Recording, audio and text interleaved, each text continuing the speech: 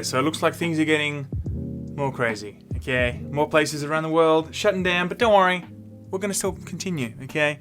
Now, Superman the Red Sun actually came out about 2 weeks ago, but I thought, what a good thing to cover. I wasn't even going to watch this, but when I sat down and watched it, I thought, okay, this is actually something I really want to cover. Now, originally it was actually a comic that came out in 2003 with a very simple question. What if Superman was born in the Soviet Union? Now, when it came out in 2003, it was a 3-part series that ultimately just went into that and looked into that concept, and it was critically acclaimed and, successful on all measures of a comic book. So I'm surprised it took 17 years for us to even get to the point where now it has been materialized into a film, but I'm glad it has been. Now, the comic book was written by Mark Millar, but the film was actually directed by Sam Liu, starring Jason Isaacs as Superman, Amy Acker as Lois Lane, Roger Craig Smith as Batman, and Diedrich Bader as Lex Luthor. Now, the big problem I have with Superman, I'm going to be real, I find him boring. I think a lot of people out there find it very hard to relate to a character that has all the superpowers in the world, is pretty much indestructible, and is alien in terms of his way that he relates to everyday normal problems. For me, I've never really fully engaged in a Superman story because I just find it hard to really relate. And I think I'm not alone there with a lot of people not wanting to line up for Superman stuff because he's just not that engaging compared to people like Batman. And I'm coming from the point of view of lining up a few times for Superman reboots and seeing crossovers with that god-awful Superman vs. Batman with Ben Affleck that was absolutely horrendous. We've all known it. So look, I am interested, of course, to see what else they could do with Superman. But as I said, simple idea. What if Superman was to land instead of Kansas, but some Ukrainian farm in the Soviet Union? What a different story we could potentially get. Now, the story is actually between 1943 and 2001. That's roughly how it spans. And what we get, I think, from just simply a geographical change is a completely different and refreshing character for us to get to know again. This Superman doesn't play by the normal rules, and I think that's another thing that really bored me with the previous Superman. It was always such a rigid moral compass that there was never a curveball to keep it really interesting from what I've seen from the Superman movies at least. With this one, he's grittier. He does things that aren't really Superman. He gets his hands dirty. There's blood on his hands.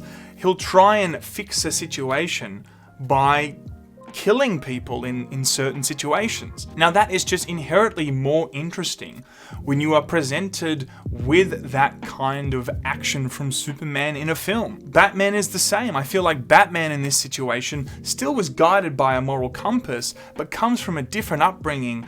And to see them ideologically battle and also physically battle in this is just far more interesting from the previous Supermans that we've seen. And on a side note, to see Superman be in control of the entire Soviet Union is very interesting because it raises the stakes. Instead of him just going out trying to beat the bad guy in New York City or whatever, the actual stakes are higher because he's ultimately going country against country, ideology against ideology, and the stakes are just going to be higher, and it just keeps you more engaged the whole time. Lex Luthor, on the other hand, has also changed in this situation, where he's, of course, still going to be Lex Luthor in the way that he's extremely intelligent, technologically savvy, and always going to be against Superman. But in this one, I'm actually quite drawn to, he's quite a good character in some scenes. At the core of him, you do still get to see the Lex Luthor that we all know and kind of love. But in this one, he is more likable. And there are some scenes where you want him to win. There are some scenes that you are on his side. And he's definitely representing, I think, the American ideals. The American dream, the Americans versus the Russians kind of thing. Especially as he rises more into power as the story goes on. And the audience is quite conflicted of how they feel because there's definitely a familiarity with who we know Lex Luthor to be.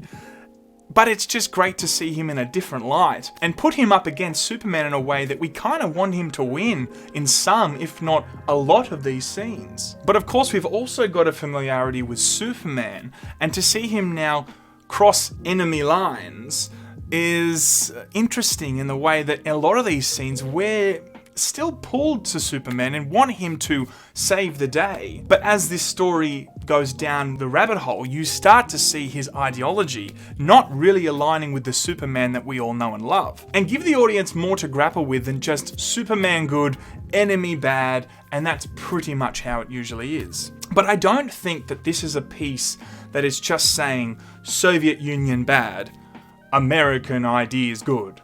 I think it's trying to bring to light the faults of both ideologies, communism and capitalism, and when they both collide, of course they're not going to work together. But also a big idea in this is that your geographical birthplace or place that you spent your impressionable youth can very much shape your ideology, the way you look at the world, and the way that you try and help the world in the way that you deem fit by your upbringing and by your own ideologies or your government's ideologies. And apart from one or two scenes where you see some other Superman looking thing try go physically toe to toe with Superman, the crux of this is really the two countries trying to win the mind over of Superman. And the entire movie is slowly showing the unraveling of Superman's ideas and his own realization of how he has become, the very thing that he wants to destroy.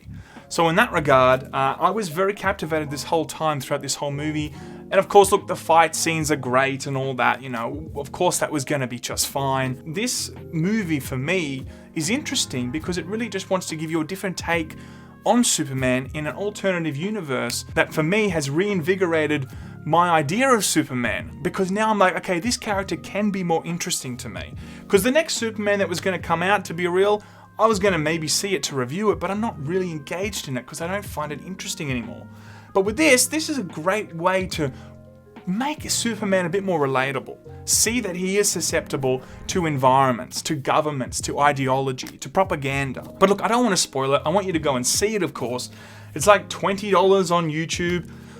I don't know what that's in Australian, and our dollar is forever going down now because of the Peroni pandemic, so it's probably like $1 in US or something, but it's like $20 here. Go and check it out. I was really pleasantly surprised to see it, and I now look forward to going and actually reading the comics, so I haven't done that yet. I've actually only experienced the film, and then as I said, I've gone and done a bit of research on the comics themselves. But again, really good film, totally worth your time, especially if you do like the DC universe, or even if you like the Marvel universe and you wanted to see a different take on what DC can do with some of their characters to try and make Superman especially more interesting, which I think they have achieved here. Go and check it out, guys. Love you, appreciate you, and I'll probably be back tomorrow or the next day with something else because I'm in my house right now. There's not much to do, so I might do another review. See you out.